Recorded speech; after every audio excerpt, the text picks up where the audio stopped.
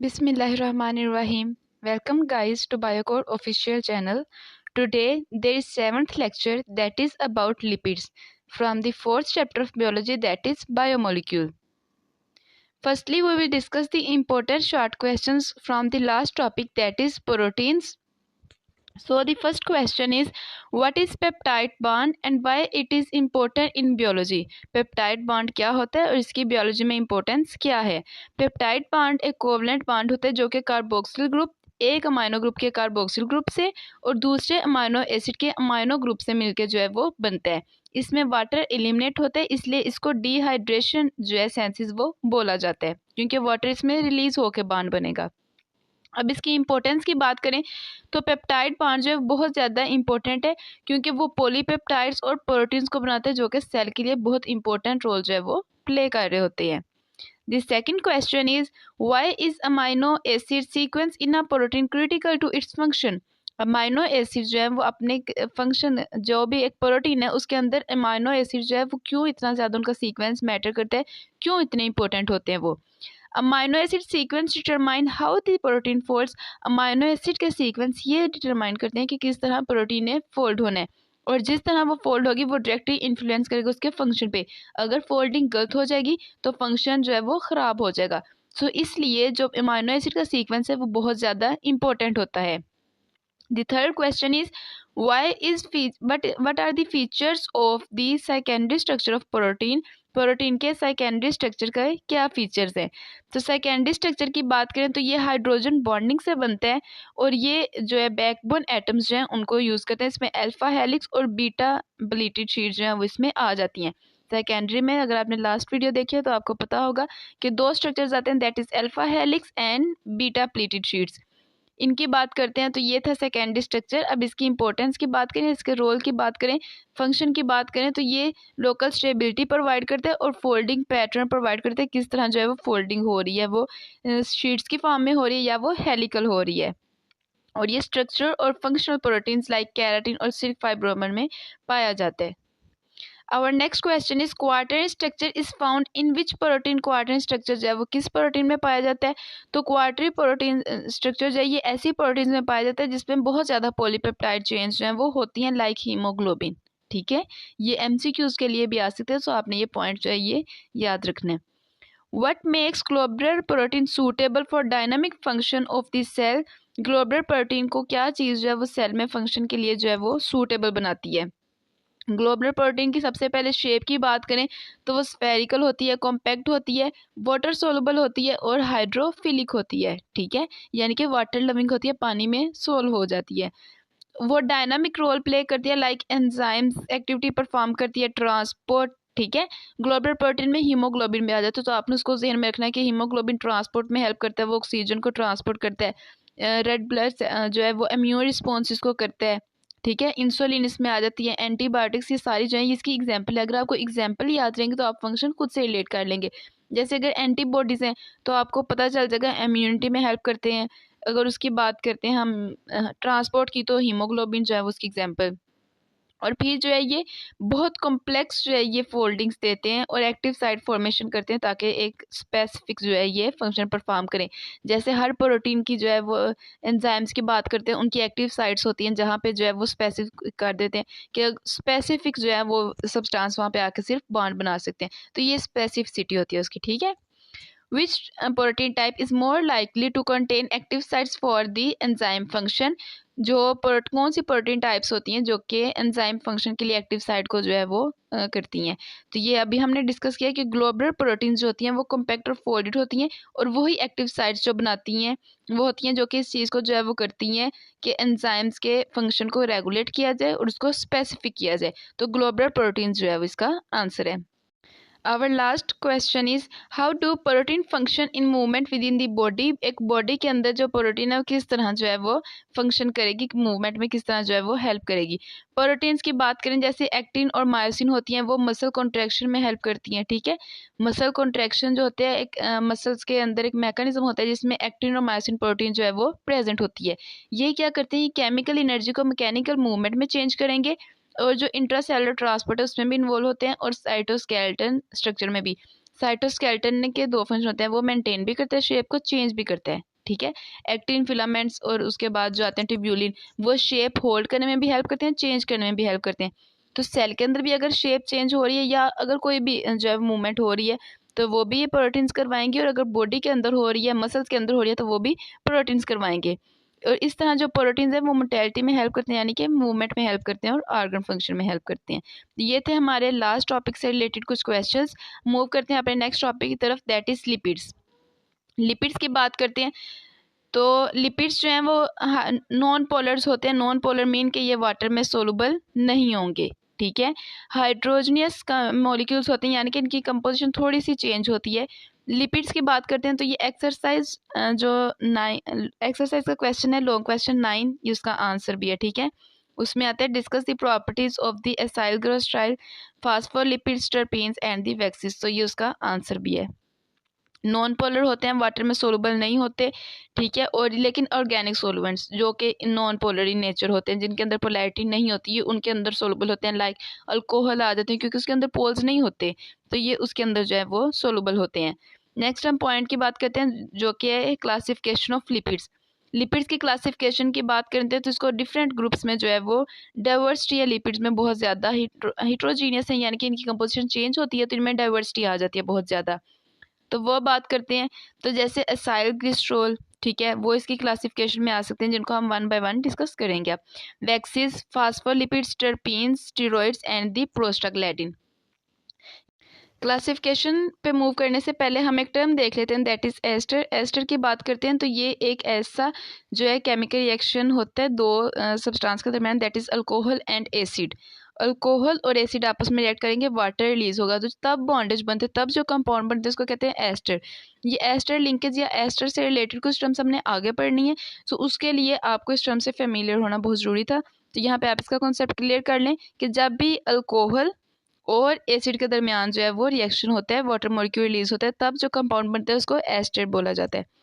So moving in the classification of the lipids, सबसे पहले हम बात करते हैं एसाइल ग्लिसरॉल की। इसमें दो आते हैं, फैट्स और ऑयल, ठीक है।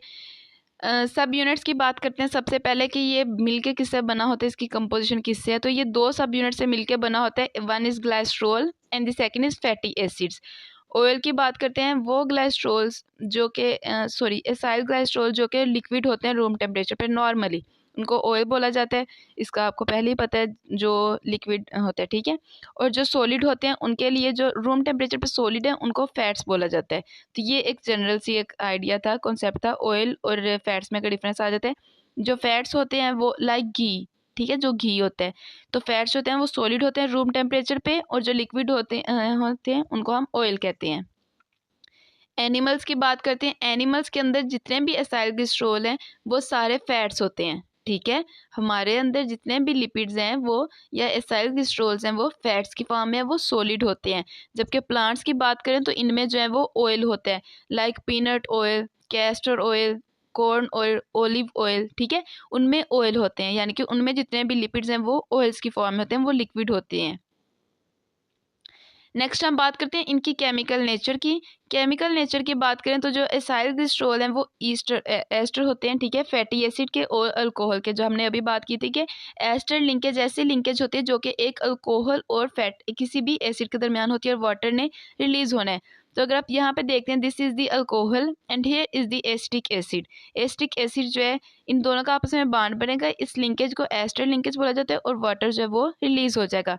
अब वाटर रिलीज हो रहा है तो इसलिए इसको डिहाइड्रेशन सेंसेस जो है वो बोला जाता है। जो OH है वो अल्कोहल से आ रहा है और इस एसिड से जो है वो H आ रहा है। ये ऐसे डायग्राम है, ठीक है, यहाँ से OH रिलीज हुआ, यहाँ से H रिलीज हुआ, और फिर जो बॉन्ड बनेगा दैट इज एस्टर, और इनको एसाइल ग्लिसरॉल बोला जाता है क्योंकि वो एस्टर लिंकेज से थ्रू जो है वापस में लिंक हुए होते हैं। अब हम बात करते हैं न्यूट्रल लिपिड्स की। न्यूट्रल लिपिड्स की बात करें तो कुछ जो होते हैं वो न्यूट्रल एसाइल ग्लिसरॉल वो न्यूट्रल होते हैं, लाइक ट्राई एसाइल ग्लिसरॉल, ठीक है, उनका ट्राइग्लिसराइड्स भी बोला जाता है, उनको न्यूट्रल लिपिड्स बोला जाता है, यानी कि उनके ऊपर कोई चार्ज नहीं होता है।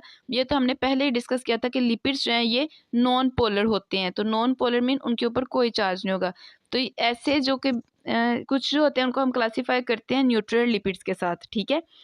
ट्राई नेम से पता चल रहा है तीन, एसाइल ग्लिसरॉल, इसमें जो है वो तीन मॉलिक्यूल्स होते हैं फैटी एसिड की, वो सेम भी हो सकते हैं डिफरेंट भी हो सकते हैं। और ग्लिसरॉल जो है वो एक ही होता है। एक ग्लिसरॉल 3 फैटी एसिड से मिलेगा जब, तो उसको हम कहते हैं ट्राई एसाइल ग्लिसरॉल, कि 3 जो है वो फैटी एसिड्स मिल रहे हैं और एक ग्लिसरॉल से मिल रहे हैं। ग्लिसरॉल जो है ये 3 कार्बन जो है वो स्ट्रक्चर होता है, तो जब उससे मिलेंगे तो हम कहेंगे ये ट्राई एसाइल ग्लिसरॉल है। इनके सब यूनिट्स को जो हमने पीछे डिस्कस किए थे वो देख लेते हैं। Glycerol and fatty acid. Glycerol जो है वो 3 कार्बन अल्कोहल है और हर कार्बन के पास हाइड्रोक्सिल ग्रुप है। अल्कोहल है, अल्कोहल जो है उस सब्सटेंस को कहते हैं या उस कंपाउंड के इसके पास OH ग्रुप हो, ठीक है। इनको फंक्शनल ग्रुप भी बोला जाता है, ये स्पेसिफिक होते हैं। लाइक अगर OH है तो हमें पता चल जाएगा ये अल्कोहल है, ठीक है। तो ये जो ग्लिसरॉल है ये 3 कार्बन है। अल्कोहल इसलिए बोला जाता है क्योंकि हर कार्बन के पास हाइड्रोक्सिल या OH ग्रुप है। 3 कार्बन ऑफ ग्लिसरॉल की बात करें तो ये जो है ये बैकबोन बनाते हैं एसाइल ग्लिसरॉल की, जिसके साथ जो है वो फैटी एसिड्स ने आके अटैच होने, यानी कि ये बेस प्रोवाइड कर रहे हैं और उसके ऊपर आके वो अटैच होना शुरू हो जाएंगे। ये था एक सब यूनिट। सेकंड की बात करते हैं फैटी एसिड्स की। फैटी एसिड्स की बात करें तो वो जो है वो रिस्पॉन्सिबल होते हैं कैरेक्टरिस्टिक के, क्योंकि वो चेंज हो सकते हैं। ग्लिसरॉल का तो फंक्शन ठीक है, उसकी तो कंपोजिशन फिक्स है, 3 कार्बन है, अल्कोहल है, ठीक है। लेकिन फैटी एसिड्स चेंज हो सकते हैं। फैटी एसिड ही रिस्पॉन्सिबल है उनके कैरेक्टरिस्टिक के, जैसे फैटी एसिड होंगे वैसे के कैरेक्टर्स वो शो करेगा। फैटी एसिड लॉन्ग चेन्स भी हो सकते हैं कार्बोहाइड्रेट्स की, वो 4 से 30 तक इवन नंबर में भी हो सकते हैं, ठीक है। इवन नंबर में होते हैं, लॉन्ग चेन होती है 4 से 30 तक, और एक कार्बोक्सिल ग्रुप पे ये एंड होते हैं। इनके एसिड है ना, तो एसिड होता है हमारे पास जिसके पास कार्बोक्सिलिक एसिड हो, और उसका फॉर्मूला होता है C++OOH। ये हमने अमाइनो ग्रुप या प्रोटीन्स में भी देखा था कि कार्बोक्सिल ग्रुप का मतलब होता है या कार्बोक्सिलिक एसिड का मतलब होता है कि C++OH जो है वो हो। तो अब वो यहाँ पे भी प्रेजेंट है, तो ये हमारे पास एसिड है। ये जो ग्रुप है ये एसिड को शो करती है, इसलिए इनको फैटी एसिड जो है वो बोला जाता है, क्योंकि इनके पास ये एसिडिक ग्रुप जो है वो प्रेजेंट है।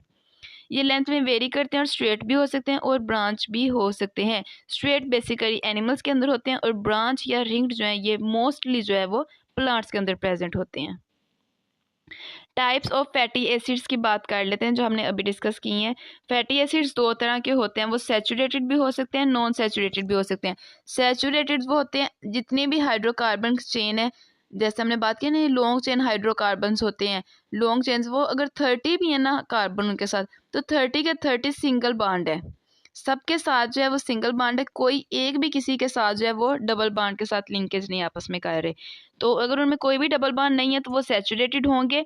इसका मतलब ये जितने भी इंटरनल कार्बन्स हैं उन सब के पास जो है वो हाइड्रोजन है, क्योंकि अगर हाइड्रोजन ना होता तो वो डबल बॉन्ड बना लेते ना दूसरी कार्बन के साथ, तो वो हाइड्रो यानी कि जहाँ जहाँ उनको बॉन्ड की जरूरत थी वहाँ वहाँ जो है वो हाइड्रोजन अटैच है।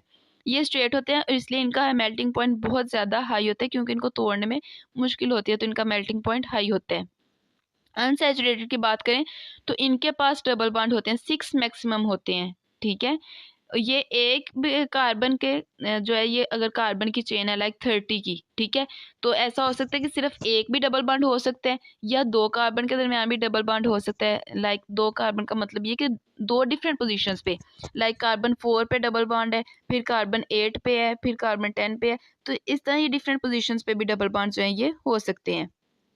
तो ऐसो को हम कहते हैं अनसैचुरेटेड। इसमें क्या होता है, इसमें बॉन्ड को हाइड्रोजन से रिप्लेस कर दिया जाता है, यानी कि हाइड्रोजन से बॉन्ड तोड़ के कार्बन आपस में ही 2 बॉन्ड्स जो हैं वो बना लेते हैं।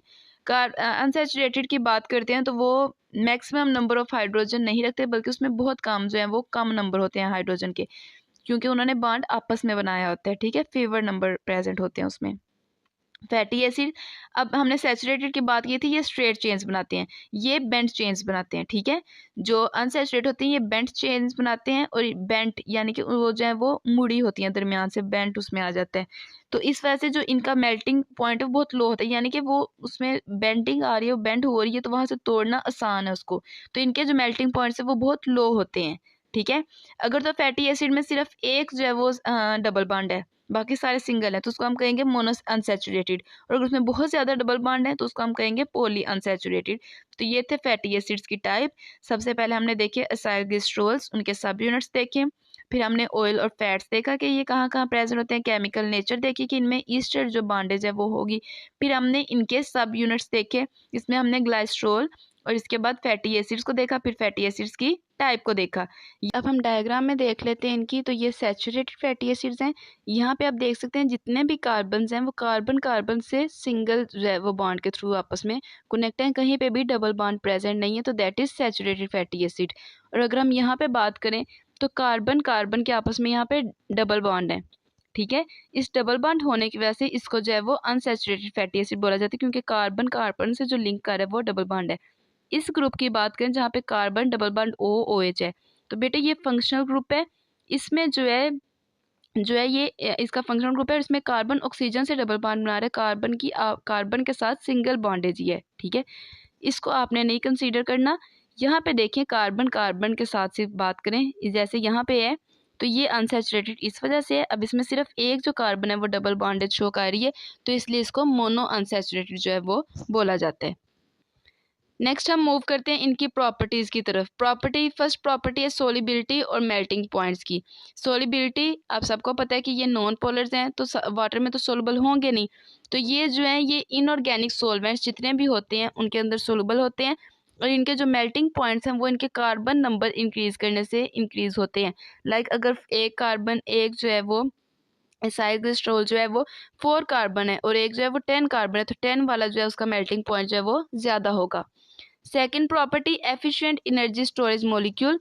एसाइल ग्लिसरॉल की बात करें तो ये बहुत जो है गुड जो है वो इस चीज़ में होते हैं एनर्जी स्टोरेज में, क्योंकि इनके पास CH बॉन्ड्स जो है वो बहुत ज़्यादा होते हैं, और CH बॉन्ड्स जो है ये एनर्जी बॉन्ड्स होते हैं।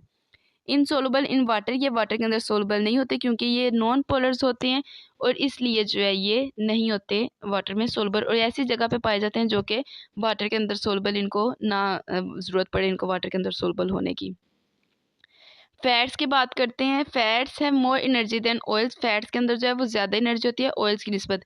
ऐसा क्यों होता है? एनिमल्स के पास फैट्स होती हैं और प्लांट्स के पास ऑयल होते हैं। फैट्स में ज़्यादा एनर्जी होती है क्योंकि फैट्स में सैचुरेटेड फैटी एसिड्स होते हैं, ठीक है। सैचुरेट का मतलब ये कि CH बॉन्ड ज़्यादा हैं।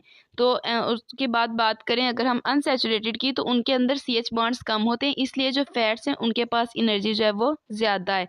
तो एनिमल्स जो है वो ग्लूकोज को ज़्यादा देर तक जो है वो स्टोर जो है वो करते हैं, और वो उसको फैट्स या ऑयल्स के अंदर कन्वर्ट कर देते हैं। अगर उनको स्टोर करनी पड़े ना ग्लूकोज वैसे तो यूज़ हो जाती है, लेकिन अगर ज़्यादा देर तक स्टोर करनी पड़े तो वो उनको फैट्स और ऑयल में जो है वो कन्वर्ट कर देते हैं, क्योंकि वो एफिशिएंट एनर्जी स्टोरेज मॉलिक्यूल होते हैं।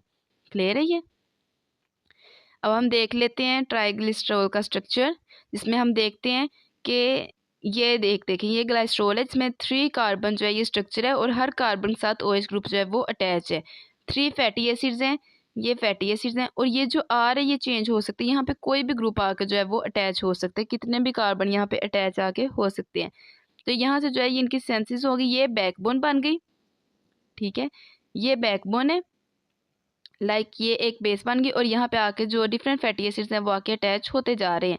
तो ये वाटर रिलीज होगा, 3 वाटर मॉलिक्यूल रिलीज हो रहे हैं। इस बॉन्ड को कहते हैं ईस्टर, ठीक है, एस्टर बॉन्ड, और जो न्यू बॉन्ड बनेगा उसको कहते हैं ट्राई एसाइल ग्लाइसरॉल, इसकी फॉर्मेशन थी। अब हम इसके सेकेंड क्लासिफिकेशन की तरफ मूव करते हैं, दैट इज वैक्सीज।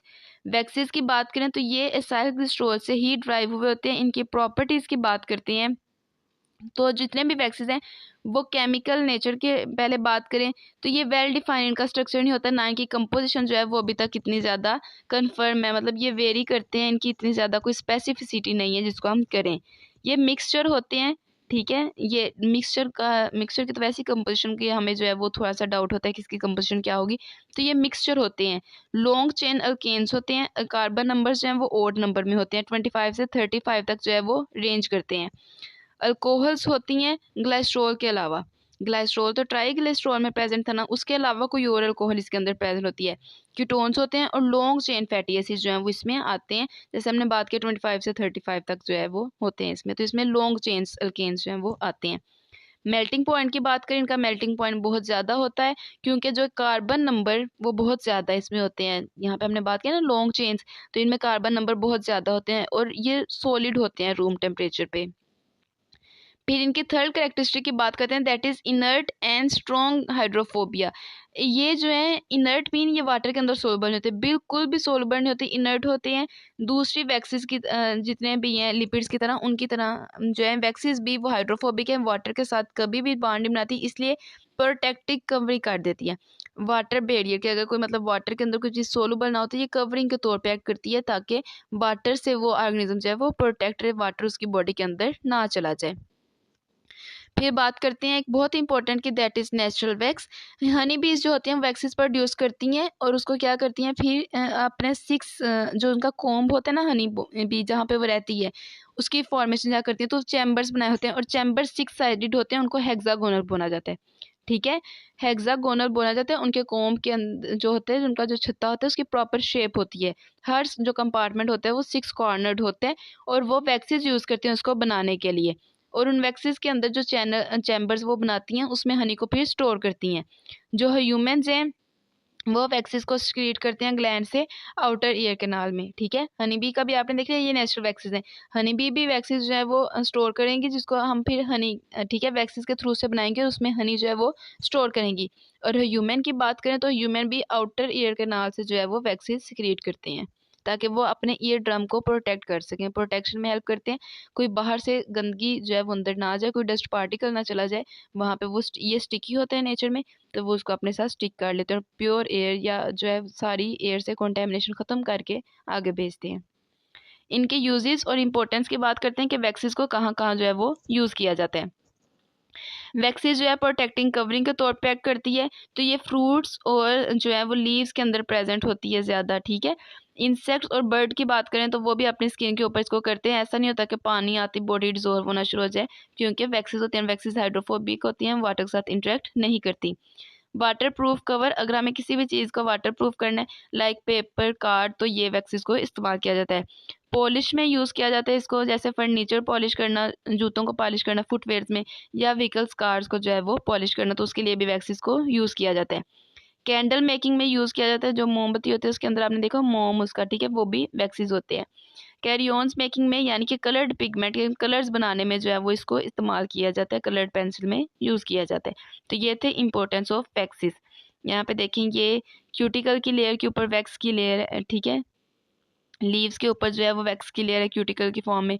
कैंडल्स में वैक्सेस यूज़ हो रहे हैं, वैक्स क्रेयॉन्स हैं, ये स्पेसिफिक कलर्स होते हैं, ये वाटर के अंदर सोलबल नहीं होते। ठीक है, ये बहुत मोम की तरह के कलर्स होते हैं, जैसे मोमबत्ती होती है वैसे सॉफ्ट होते हैं। वैक्स पॉलिश जो है वो होती है जो कि फर्नीचर फुटवेयर्स पे भी की जाती है। अब हम मूव करते हैं इसकी थर्ड कैटेगरी की तरफ, दैट इज़ फॉस्फोलिपिड्स। फॉस्फोलिपिड्स की बात करते हैं तो फॉस्फोलिपिड स्ट्रक्चर रोल प्ले करते हैं प्लाज्मा मेम्ब्रेन में। प्लाज्मा मेम्ब्रेन में जो लिपिड बाइलेयर थी ना, वो इनसे ही मिलकर बनी होती है, उसमें फॉस्फोलिपिड्स होते हैं, तो ये उसकी फॉर्मेशन में इन्वॉल्व होते हैं, इसलिए इनको जो है वो स्ट्रक्चर रोल बोला जाता है कि ये स्ट्रक्चर रोल जो है वो प्ले करते हैं। अब हम बात करते हैं इनकी केमिकल नेचर की, तो ये फास्फाटिडिक एसिड से जो है ये ड्राइव किए जाते हैं। फास्फाटिडिक एसिड की बात करें तो इसमें एक ग्लिसरॉल, दो फैटी एसिड। ठीक है, ग्लिसरॉल को हमने डिस्कस किया, ये 3 कार्बन अल्कोहलिक ग्रुप होता है, उसके साथ 3 कार्बन होते हैं और OH होता है। अब दो के साथ दो जो है उनके साथ तो अटैच हो गया फैटी एसिड, 3 कार्बन थे ना, 2 फैटी एसिड हो गए और उसके बाद एक फास्फोरिक ग्रुप अटैच होगा।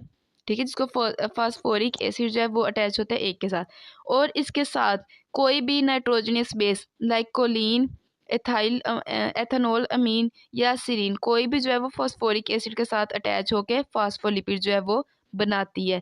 तो ये थी इसकी कंपोजिशन, इसकी केमिकल नेचर के, ये कैसे कैसे जो है ये मिलके बना होता है। अगर हम यहाँ पे बात करें तो ये देखिए, ये ग्लिसरॉल है, 3 carbon alcoholic group, this is fatty acids. ठीक है, जिसमें जो है यहाँ पे R है, लॉन्ग हाइड्रोकार्बन चेन, यहाँ पे हम R भी कह सकते हैं। ठीक है, और ये इसका एसिडिक ग्रुप। फिर ये फॉस्फेट है, फॉस्फेट और इसके साथ जो है वो नाइट्रोजनियस बेस है, ये अटैच है।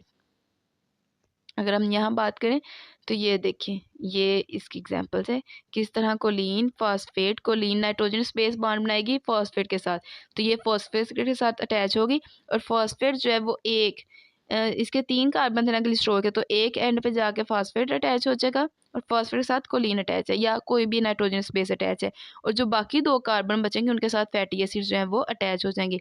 अगर तीनों के साथ फैटी एसिड्स हों तो then this is triacylglycerol, फिर ये नहीं बनेगा, इसमें 2 के साथ अटैच है और एक के साथ फॉस्फेट ग्रुप अटैच है, और फॉस्फेट के साथ जो है वो नाइट्रोजन अटैच है। कॉमन एग्जाम्पल की बात करें तो फास्फाटिडाइल कोलाइन की बात करें, वो इसमें आ जाता है फास्फाटिडाइल एथानोल अमाइन, ठीक है, वो आ जाता है, या फास्फाटाइडाइल सीरीन आ जाते हैं। कोलिन की जो एग्जांपल है वो हमने देखी है, वो लिपिड फॉर्म जो होते हैं लिपिड बाइलेयर उसमें इन्वॉल्व होती है, ठीक है। फिर हम इनके पार्ट्स की बात करते हैं। फास्फोलिपिड्स जो हैं वो दो पार्ट से मिलकर बने होते हैं, हेड और टेल। जो हेड होता है वो पोलर होता है, पोलर का मतलब ये है कि वाटर सोलूबल होगा और उसके अंदर नाइट्रोजनस बेस और फॉस्फेट ग्रुप जो है वो अटैच होता है। टेल जो होती है वो फैटी एसिड से मिलकर बनी होती है, वो नॉन पोलर होती है, वाटर में सोलूबल नहीं होती। जैसे अब यहाँ पे देखें तो ये इसका हेड है, ये फास्फेट वाला जो ग्रुप है वो इसका हेड रीजन है, ये हाइड्रोफिलिक है, यानी कि ये वाटर के साथ सोलूबल होगा, वाटर के साथ बॉन्ड बनाएगा। अब ये जो टेल है ये हाइड्रोफोबिक है, वाटर के साथ कोई इंटरेक्ट नहीं करेगी। तो ये इसका ऐसा स्ट्रक्चर होता है कि टेल और हेड, टेल के साथ जो एक ग्रुप है फॉस्फेट ग्रुप और उसके साथ नाइट्रोजनस बेस वो हो जाएंगे, और जो फैटी एसिड्स वाले हैं वो जो है वो नॉन पोलर होंगे, वो टेल में आ जाएंगे, ठीक है। तो ये इसकी एग्जाम्पल थी। अगर तो उसमें कोई भी नाइट्रोजन स्पेस अभी तक नहीं है अटैच है, ठीक है, नाइट्रोजन स्पेस, तो इस सारे को हम कहते हैं फास्फाटिडिक एसिड, क्योंकि हमने बात की थी ये इतना जो स्ट्रक्चर है फास्फाटिडिक एसिड है और ये इनके डेरिवेटिव्स हैं। डेरिवेटिव कैसे होंगे, जो जो नाइट्रोजन स्पेस यहाँ पे आके अटैच होती जाएगी। अब जैसे यहाँ पे कोलिन आके अटैच हो गया ना, तो हम इसको कहेंगे फास्फाटिडाइल कोलाइन। जो भी यहाँ पे नाइट्रोजन स्पेस अटैच होगी उसके साथ हम इसको लिंक कर देंगे। अब हम मूव करते हैं फोर्थ कैटेगरी की, दैट इज टर्पीन्स। टर्पाइंस की बात करें तो इसमें जो है ये बहुत ज़्यादा लार्ज और डाइवर्स ग्रुप होते हैं। टर्पीन्स जो है वो आइसोप्रीन यूनिट से मिलकर बनी होती है। आइसोप्रीन की बात करते हैं, ये ब्रांच जो है अनसैचुरेटेड हाइड्रोकार्बन होते हैं, यानी कि इनमें डबल बॉन्ड होगा और जो है ये ब्रांच स्ट्रक्चर होते हैं। इनका फॉर्मूला ये होता है CH2, ठीक है, CH2 डबल बॉन्ड C के साथ डबल बॉन्ड। अब C ने बनाने हैं 4 बॉन्ड्स, तो एक बांड तो उसका, 2 बांड तो उसके यहाँ पे बन गए ना कार्बन के साथ, एक बांड वो बनाएगा CH3 के साथ और एक बांड फिर नेक्स्ट कार्बन के साथ, और जो नेक्स्ट कार्बन है वो एक बांड इसके साथ लास्ट कार्बन के साथ, ठीक है, और एक जो है वो हाइड्रोजन के साथ, और 2 फिर ये बना रहा है। अब इसमें 2 जो है वो डबल बॉन्ड बन रहे हैं, तो ये अनब्रांच्ड होती है और अनसैचुरेटेड होती है। इंपॉर्टेंस की बात करें तो जो टर्पीन्स है वो पिगमेंट्स में यूज़ की जाती है। जैसे क्लोरोफिल की बात करें तो वो प्लांट्स में पिगमेंटेशन को कंट्रोल करते हैं, तो उसके अंदर वो होगी। रेटिनल पिगमेंट्स, आइज में जो आई कलर होता है वो टर्पीन्स होंगे। विटामिन ए और रबर्स जो हैं वो भी टर्पीन्स होते हैं। अब विटामिन ए जो है ये आइज में जो है वो बहुत ज़्यादा हेल्प करता है, आइज के लिए जो है वो अच्छा होता है। आइसोप्रीन यूनिट की बात करते हैं तो ये देखें, इसमें जो कार्बन है 1 2 3 4, ये जो है ये बेस कार्बन है, ठीक है, ये 4 जो है ये बेस कार्बन है, ये साइड ग्रुप है इसके साथ। तो यहाँ हम देखें इस कार्बन का भी आपस में डबल बॉन्ड है, इस कार्बन का भी डबल बॉन्ड है, तो ये जो है ये आपस में जो है ये अनसैचुरेटेड जो है ये शो कर रहे हैं, क्योंकि इनमें डबल बॉन्ड्स हैं।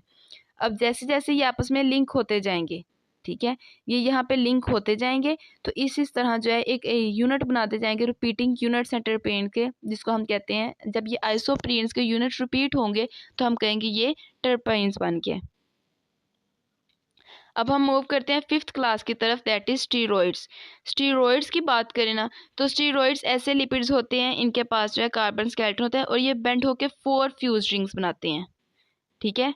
ये देखें जैसे ये है, ये 4 रिंग स्ट्रक्चर बनाते हैं, 1 2 3 4। अब इन 4 रिंग की बात करो, आपस में फ्यूज्ड मिली हुई होती हैं रिंग्स आपस में, ऐसा नहीं होता कि 4 सेपरेट रिंग्स हैं, बल्कि वो आपस में मिली होती हैं और उनमें जो है रिंग पैटर्न सेम होता है। 3 के अंदर जो है वो 6 कॉर्नर, 3 जो रिंग्स होती हैं वो 6 कॉर्नर्ड होती हैं और एक जो है वो 5 कॉर्नर्ड होते हैं। जैसे यहाँ पे देखिए, ये भी 6 कॉर्नर है, ये भी 6 कार्बन है, ये भी 6 कार्बन है या कॉर्नर, ठीक है, ये 5 कॉर्नर है। तो 3 जो रिंग्स है वो 6 है और एक जो है वो 5 है और ये आपस में फ्यूज है, देखिए यहाँ पे इनके आपस में फ्यूजन है, ठीक है। ये था स्टीरॉयड का स्ट्रक्चर। इनकी एग्जांपल की बात करें, कोलेस्ट्रॉल वो इनकी कॉमन एग्जांपल आ जाती है, जो कि प्रेजेंट होती है सेल मेम्ब्रेन के अंदर, जिसकी वजह से हम अपने जो स्किन है उसको अगर उठा भी रहे हैं, मतलब अपनी स्किन को मूव करें तो हमारी स्किन मूव कर रही है, फ्लेक्सिबल है। ऐसा नहीं, अब प्लांट्स की बात करूँ उनकी स्किन फ्लेक्सिबल नहीं, अगर प्लांट की किसी भी लीव को आप थोड़ा सा बेंड करेंगे वो टूट जाएगा वहाँ से, हमारी स्किन बेंड हो जाती है, ठीक है, हमारी मूवेबल होती है, वो सिर्फ कोलेस्ट्रॉल की वजह से होता है। एनिमल्स जो हैं वो दूसरे भी कोलेस्ट्रॉल्स बनाते हैं, जिसमें मेल और फीमेल सेक्स हार्मोन्स आ जाते हैं, वो भी जो है वो स्टीरॉयड से मिलके बने होते हैं, ठीक है। यूजेस की बात करते हैं, आप देखिए ये रोल प्ले कर रहे हैं male and female sex hormones में। तो यूजेस की बात करें तो एनाबॉलिक स्टीरॉयड्स जो कि सेंसिस होते हैं वो क्या करते हैं, वो male sex hormone testosterone, male sex hormone जो कि मेल में मेच्योर प्यूबर्टी जो है वो काज करता है, अलग जो है वो मेल को बनाता है। तो ये जो है ये मेल सेक्स हार्मोन है, ये स्टीरॉयड से जो है वो मिलकर बनाता है। अब क्या किया जाता है, एनाबॉलिक स्टीरॉयड्स ये सेंसिस किया जाता है, ठीक है, सेंसाइज्ड होता है। इसको टेस्टोस्टेरोन से मिलता है, तो फिर इसको इंजेक्ट किया जाता है और यूज़ किया जाता है। जो मेल हैं वो यूज़ करते हैं इसको ताकि वो मसल्स बना सकें, ठीक है। मसल्स मेल का करेक्टर है, तो जब ये इंजेक्ट किया जाता है या ये यूज़ किया जाता है स्टीरॉयड, तो इससे जो है आर्टिफिशियली जो है वो बॉडी बनती है और मेल कैरेक्टर जो है वो डोमिनेंट होना शुरू हो जाते हैं। मसल्स के लिए यूज़ किया जाता है, बोन मैस को इंक्रीज़ किया जाता है प्यूबर्टी के मेल्स में, ठीक है। मेल अगर मैच्योर हो रहे हैं, एज उनकी ज़्यादा हो रही है, तो अडल्ट हो रहे हैं, ठीक है, तो उसमें जो है वो बोन मैस को इंक्रीज़ करने के लिए स्टीरॉयड्स को यूज़ किया जाता है। 1950 में जो है फार्मास्यूटिकल कंपनीज ने प्रोड्यूस किया था एनाबॉलिक स्टीरॉयड, एक उन्होंने सेंसिस किया था और उन्होंने कहा था कि ये अनीमिया के लिए जो है, यानी कि खून की कमी जो है उसके क्योर के लिए जो है वो इसको यूज़ किया जा सकता है। तो इसके यूजेस हैं, कहाँ कहाँ पे यूज़ किया जाता है। अब कुछ जो एथलीट्स होते हैं, एथलीट्स प्लेयर्स को कहते हैं, जिन्होंने एक्टिव भागना होता है ग्राउंड में या जो है एक्रोबेट्स करने होते हैं, ठीक है, जैसे सर्कस में काम करना, ये सारे ये एथलीट्स होते हैं जो कि फिजिकल एक्टिविटीज़ को ज़्यादा प्रमोट करते हैं। वो एनाबॉलिक स्टीरॉयड यूज़ करते हैं ताकि अपने मसल्स ग्रो कर सकें और अपनी परफॉर्मेंस को इन्हेंस कर सकें। लेकिन जो एनाबॉलिक स्टीरॉयड्स हैं उनको बैन कर दिया गया। अब वो बैन है, ठीक है। वो बैन क्यों, उनके डिसएडवांटेज देख लेते हैं। एनाबॉलिक स्टीरॉयड से जो है वो फिजिकल और मेंटल प्रॉब्लम्स भी होती है, क्योंकि नेचुरल वे नहीं है ना, आर्टिफिशियल वे है, तो इससे बॉडी डिस्टर्ब होती है। तो ये जो है इससे बहुत ज़्यादा जो है प्रॉब्लम्स काज होती हैं, डिप्रेशन होता है, लिवर डैमेज हो सकता है। तो देयरफॉर जो है वो स्टीरॉयड्स को, आर्टिफिशियल स्टीरॉयड्स को लेना बैन कर दिया गया। लास्ट क्लास की तरफ मूव करते हैं, दैट इज प्रोस्टाग्लैंडिन। प्रोस्टाग्लैंडिन की बात करते हैं तो ये मॉडिफाइड फैटी एसिड और नॉन पोलर टेल्स इसमें होती है। ये फैटी एसिड कैसे हैं, जिसमें जो है ऐसे लिपिड्स का ग्रुप है जिसमें फैटी एसिड को मॉडिफाई किया जाता है और नॉन पोलर टेल जो है वो 5 कार्बन रिंग के साथ जो है वो अटैच कर दी जाती है, लाइक दिस, ठीक है। ये टेल है, दिस इज़ द टेल, और इसको जो है वो 5 कार्बन रिंग के साथ जो है ये अटैच कर दिया गया। ये भी फैटी एसिड्स की चेन है, ये भी फैटी एसिड की चेन है। इनको जो है वो मॉडिफाई करके, नॉर्मल तो ये चेन थी ना, इनको मॉडिफाई करके 5 कार्बन रिंग के साथ जो है वो अटैच कर दिया गया। तो ये था इनका स्ट्रक्चर।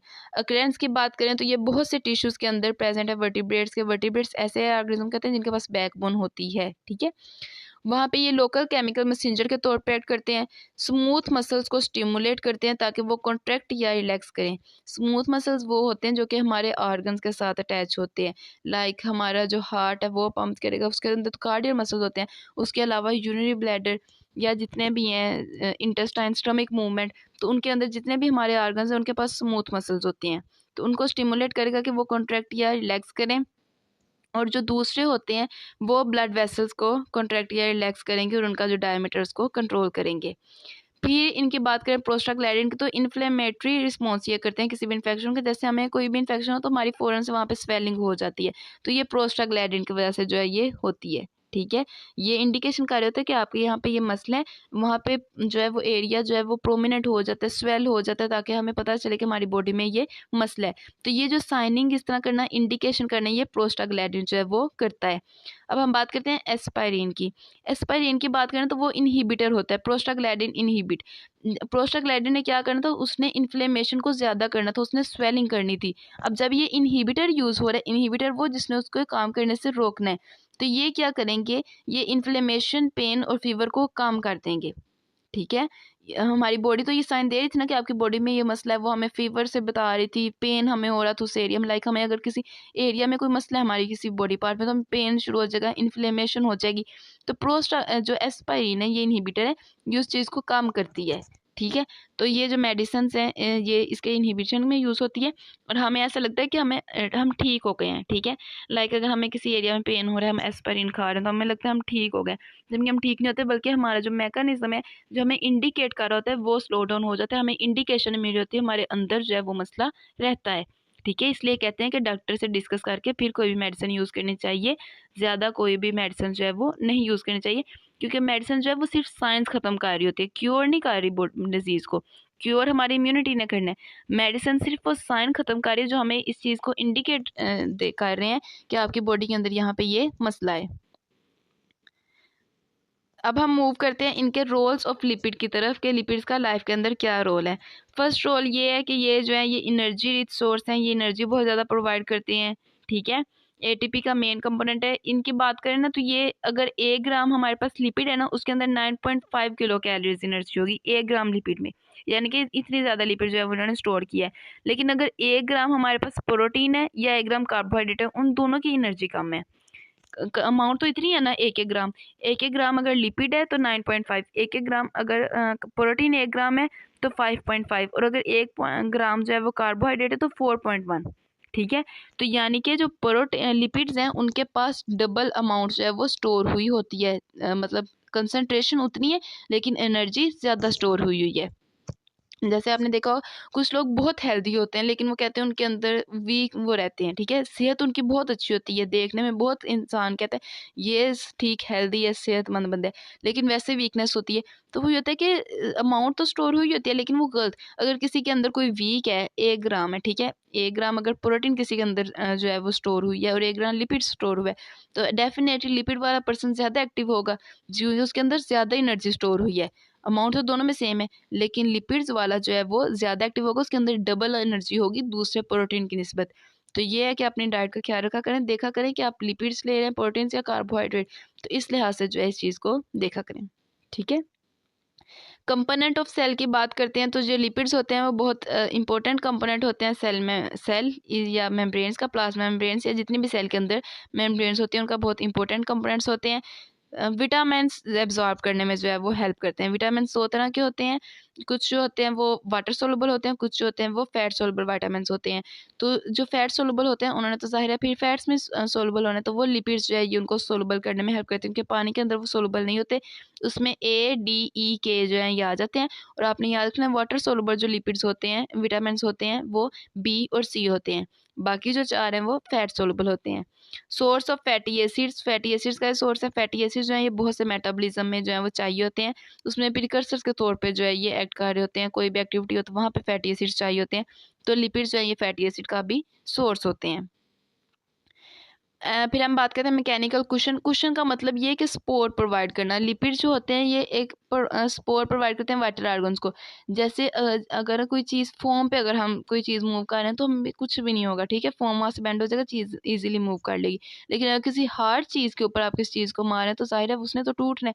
तो जो हमारे ऑर्गन्स हैं वो बहुत सॉफ्ट होते हैं, तो उन पर कुशनिंग कर दी जाती है, ठीक है, ताकि उस एरिया के अंदर जैसे हमारे हार्ट ने बार बार कॉन्ट्रैक्ट रिलैक्स करना है, हमारे स्टमक ने बार बार कॉन्ट्रैक्ट रिलैक्स करना है, तो उनको कुशनिंग कर दी जाती है फोम की तरह, जैसे मतलब एक ना स्मूथ सी लेयर बना दी जाती है ताकि ये आसानी से जो है ये विदाउट एनी ट्रबलेंस ये जो है ये कॉन्ट्रैक्ट या रिलैक्स कर सकें। तो this is the cushioning effect. Insulator के तौर पे एक्ट करते हैं, जो लिपिड्स होते हैं स्किन के होते हैं और ये बॉडी को इंसुलेट करते हैं, यानी कि एक ब्लैंकेट के तौर पे एक्ट करते हैं और एक्सट्रीम टेम्परेचर से बॉडी को प्रिवेंट रखते हैं। स्टीरॉयड्स का रोल आपने बहुत अच्छे से देख लिया कि ये जो है ये किस किस काम में जो है वो यूज़ होता है, मेल सेक्स हार्मोन की फॉर्मेशन में यूज़ होते हैं, ठीक है। एथलीट्स जो हैं वो इसको यूज़ करते हैं, तो ये और भी इसके जो है बहुत ज़्यादा जो है ये बायोलॉजिकल फंक्शंस हैं जिसके लिए स्टीरॉयड्स को यूज़ किया जाता है। वो तो आर्टिफिशियल थे ना, लेकिन अगर नेचुरल स्टीरॉयड जो है वो बॉडी सेंसेस का है तो this is very good for the activities and for the body, for the athletes, for the anaemia. बहुत से बॉडी के ऐसे प्रोसेस हैं जो कि क्योर हो सकते हैं स्टीरॉयड को यूज़ करते हुए, तो स्टीरॉयड का बहुत इंपॉर्टेंट रोल है, लेकिन अगर नेचुरली सेंसेस हो रहा है।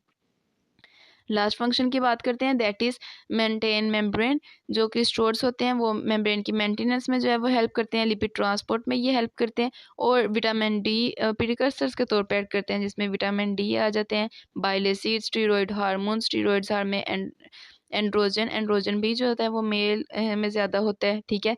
एस्ट्रोजन, ये सारे एड्रीनल हार्मोन्स, कॉर्टिकोस्टेरॉइड्स, ये सारे हार्मोन्स के में जो है ये प्रिकर्सर्स के तौर पे ऐड करते हैं, तो इसलिए जो लिपिड्स हैं बहुत ज़्यादा इंपॉर्टेंट है। अब हम कुछ इसके रिलेटेड क्वेश्चंस देख लेते हैं। The first question is which lipid class contains a phosphate group and is a major component of cell membrane, ठीक है। Second option is what is the biological significance of prostaglandin in human body. इनके जो कोई answers हैं वो हम next video में discuss करेंगे। This is all about the lecture, hope you will get it. If you find any confusion regarding this you can ask me in the comment session. See you in the next video, take care.